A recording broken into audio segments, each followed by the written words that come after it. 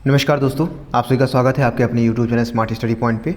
तो आज का जो हमने सेशन लिया है वो काफ़ी दिन बाद लिया है, इसके लिए माफ़ी चाहेंगे पहली बात तो। दूसरी बात ये है कि आपका इलाहाबादी का यूनिवर्सिटी का जो UGAT का जो रिज़ल्ट था, ठीक है, BA का BSc का, वो आ चुका है, ठीक है।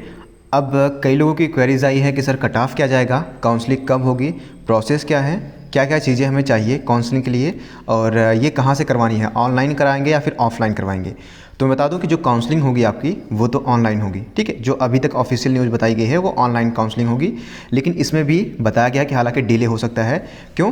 क्योंकि ये अभी जो कोरोना आप लोग देख ही रहे हैं, तो कोरोना की वजह से यहाँ पे डिले हो सकता है, चांसेस हैं। लेकिन जो कि यहाँ पे बताया गया है कि अकॉर्डिंग हमने पता किया तो उसमें बताया गया कि अभी कोई पुख्ता कोई जानकारी नहीं है, लेकिन 27 तारीख तक बताया गया है कि 27 तारीख तक आपका काउंसलिंग होने के चांसेस हैं। लेकिन मुझे लगता है कि अभी तक जहाँ तक मुझे लगता है कि 27 तारीख तक ये कर पाना थोड़ा सा असंभव वाली बात है, क्योंकि अभी 25 तारीख को रिजल्ट निकला है, ठीक है। तो उसमें थोड़ा सा प्रोसेसिंग करने में समय लगेगा। लेकिन मैं हर दिन की अब अपडेट देता रहूँगा, क्या कैसे करना है, कहाँ पे जाना है, कौन सी वेबसाइट पे देखना है। तो आपको पता होगा कि जो इसका रिज़ल्ट है वो आपने रजिस्ट्रेशन नंबर और पासवर्ड डाल के उसमें देख लिया होगा।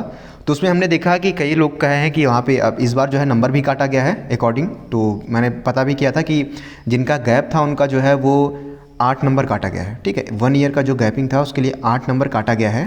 तो सभी का काटा गया है, कोई किसी एक का नहीं काटा गया। तो इसके लिए आपको बिल्कुल टेंशन लेने की ज़रूरत नहीं है। हालांकि आप लोग एक स्टाम्प पेपर बनवा लीजिएगा, 10 रुपये का आता है। जिनका गैप है उनके लिए बता रहा हूँ कि जिनका गैप है तो उनका 10 रुपये का स्टाम्प पेपर आता है, जिसमें आप गैपिंग ईयर के जो है इन्फॉर्मेशन देंगे कि वो आप गैप क्यों हुआ। तो उसमें आप कुछ भी दर्शा दीजिएगा कि मुझे बीमार हो गया था या फिर किसी भी वजह से मैं 1 साल का गैप हुआ। पहली बात हो गई ये। दूसरी बात यह है कि काउंसलिंग सर कैसा होगा, कट ऑफ क्या जाएंगी, कट ऑफ हाई जाएंगी या फिर कट ऑफ लो जाएंगी, और हमें क्या क्या प्रोसेसिंग है, किसके किसके ज़रिए से क्या क्या हमें करना होगा। देखिए, इलाहाबाद यूनिवर्सिटी के अकॉर्डिंग अगर देखा जाए तो 25% जो है सीटें वो बढ़ाई गई हैं, आपको पता ही होगा। तो कट ऑफ जो है बहुत ज़्यादा जाने के चांसेस नहीं है, कट ऑफ लो ही रहेगा, ठीक है। आपको इस बात का ध्यान रखना है। अब कई लोगों का कहना है कि मेरा जो है 140 है, 130 है या फिर मेरा 120 है, तो क्या मुझे मेन कैंपस मिल जाएगा। देखिए, अभी से ये प्रेडिक्ट कर पाना थोड़ा सा असंभव है, लेकिन अगर अकॉर्डिंग प्रीवियस ईयर के अगर पेपर को देखा जाए, प्रीवियस ईयर का जो कट ऑफ गया था उसके अकॉर्डिंग अगर देखा जाए तो जनरल, OBC और SC ST का कट ऑफ जो है वो अलग अलग आता है, ठीक है।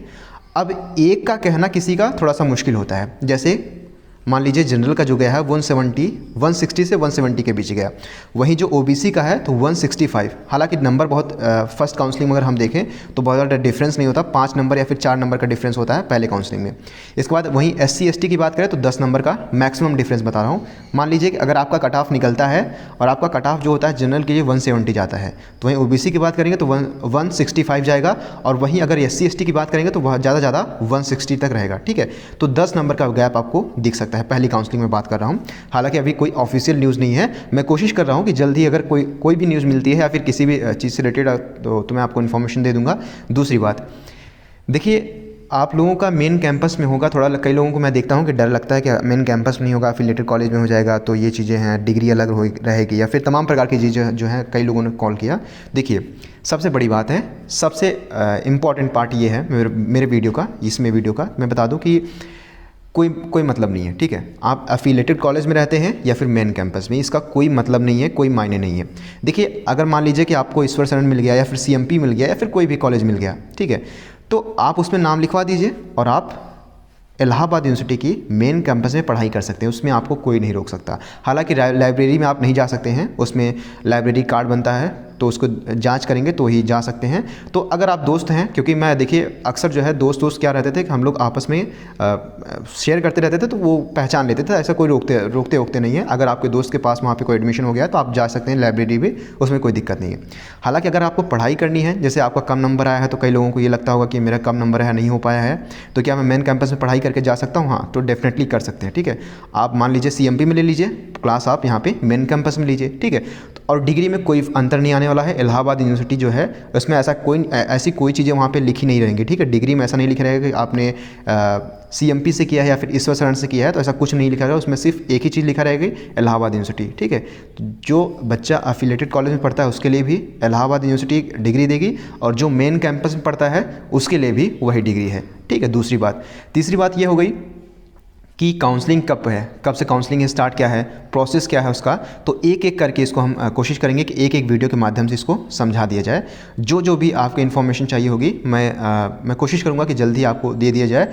इससे रिलेटेड जो है हालांकि बताया गया है 27 तारीख तक, जहाँ तक अभी इन्फॉर्मेशन आ रही है, लेकिन मुझे नहीं लगता कि 27 तारीख तक हो पाएगा। आप अपने डॉक्यूमेंट तैयार रखिएगा। अब डॉक्यूमेंट आपको क्या तैयार रखने हैं, ठीक है, 12th की मार्कशीट हो गई, टीसी हो गई, ठीक है, आधार कार्ड हो गया, फ़ोटो रखिए। इसके बाद साथ में अगर जाति है, ठीक है, कास्ट सर्टिफिकेट, जाति, आय, निवास प्रमाण पत्र, ठीक है। तो ये चीज़ें आपको ध्यान में रखनी है, इन चीज़ को आपको मेंटेन करके रखना है। अगर आपने अभी तक नहीं बनवाया है तो आप बनवा लीजिए, ठीक है, क्योंकि इसमें ज़रूरत होती है, तो तमाम प्रकार की चीज़ें होती हैं, तो इसको आप मेंटेन करके रखिए। बाकी आपको कुछ नहीं करना है। जैसे ही काउंसलिंग होती है तो आपको काउंसलिंग विंडो पर आप ओपन करेंगे तो वहाँ पर जैसे आपने डाउनलोड किया अपना रिजल्ट, उसी के बगल में, ठीक है, उसी के नीचे जस्ट नीचे काउंसलिंग का एक बटन दिखाई देगा, उस पर आपको क्लिक करना है। काउंसलिंग प्रोसेस जो है उसमें क्लिक करना है। इसके बाद आप मेरी मानिएगा तो साइबर कैफ़े से करवाइएगा, क्योंकि अपने से करने से थोड़ा सा इसमें दिक्कत आ जाती है। तो साइबर कैफ़े वाला जब वहाँ पे काउंसलिंग पे क्लिक करेगा तो उसमें अपलोड डॉक्यूमेंट लिखा रहेगा, ठीक है। अपलोड डॉक्यूमेंट पे क्लिक करेगा तो उसमें 12th की मार्कशीट रहेगी, 12th की टीसी रहेगी, ठीक है। इसके बाद क्या रहेगा, आपका जाति, निवास, आय प्रमाण पत्र, इस प्रकार से आधार कार्ड, फिर फोटो, इस प्रकार से आपकी प्रोसेसिंग रहेगी। उसको जो है अपलोड करेगा तो उसमें लिख के आ जाएगा अपलोड सक्सेसफुली, ठीक है। इसके बाद जो भी प्रोसेस होता है उसमें आप प्रोसेस करिए, सिग्नेचर, ठीक है, सिग्नेचर भी अपलोड होगा आई थिंक। इसके बाद उसमें लिखेगा जो है काउंसलिंग सक्सेसफुली डन। अब क्या है, ये बात हो गई। दूसरी बात क्या है कि देखिए जो काउंसलिंग होती है वो काउंसलिंग पहले मान लीजिए कि आपका जो है मान लीजिए कि 130 मान के चल रहा हूँ, 130 आपकी नंबर आया है जो इलाहाबाद यूनिवर्सिटी का हुआ है। अब इसमें 130 में हो सकता है कि पहली काउंसलिंग में ना हो, ठीक है, पहली काउंसलिंग में होता है तो आपको वेट करना चाहिए, ठीक है। अब ऐसा नहीं है कि मान लीजिए कि इलाहाबाद मेन कैंपस का जो है 130 हो गया, अब वहीं पे हम देख लेते हैं ईश्वर सरण का, वहीं ईश्वर सरण का अगर हो सकता है कि 110 आ जाए, ठीक है, 110 आ जाए। तो कई लोग क्या होता है कि पहले काउंसलिंग अगर उनको नहीं मिलता है तो जाके डायरेक्टली कहाँ पे करवा लेते हैं, डायरेक्टली जाके CMP में करवा लेंगे या फिर ईश्वर सरण में। आपको वेट करना चाहिए, ठीक है। पहली काउंसलिंग अगर मान लीजिए, हालांकि 130 नहीं आएगा, इसके अबव ही आएगा, ऊपर ही आएगा।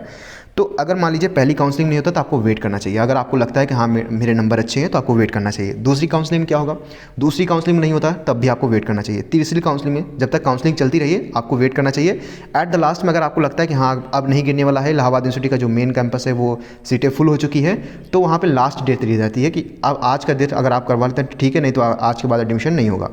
तो आपको क्या करना चाहिए, लास्ट में जो है CMP या फिर ईश्वर डिग्री कॉलेज में जाना चाहिए। तो आपको इसके अकॉर्डिंग वेट करना चाहिए, मैं कहूँगा इसके अकॉर्डिंग आपको वेट करना चाहिए।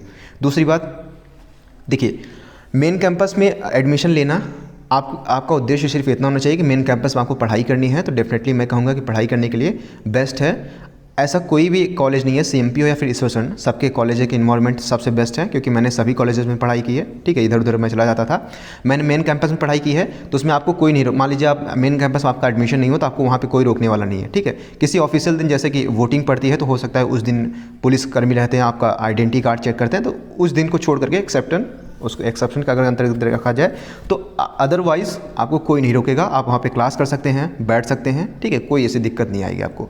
हाँ लाइब्रेरी में थोड़ा सा दिक्कत आती है, बाकी कोई दिक्कत नहीं आती है।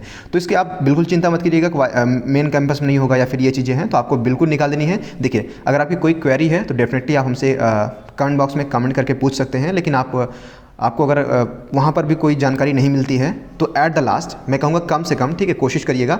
लेकिन अगर आपको कोई भी इन्फॉर्मेशन चाहिए होगी जिसको आपको लगता है हाँ कॉल करनी चाहिए, बहुत ज़रूरी है, तभी मैं एडवाइस दूंगा कि आप इस नंबर पे 6393621344, ठीक है।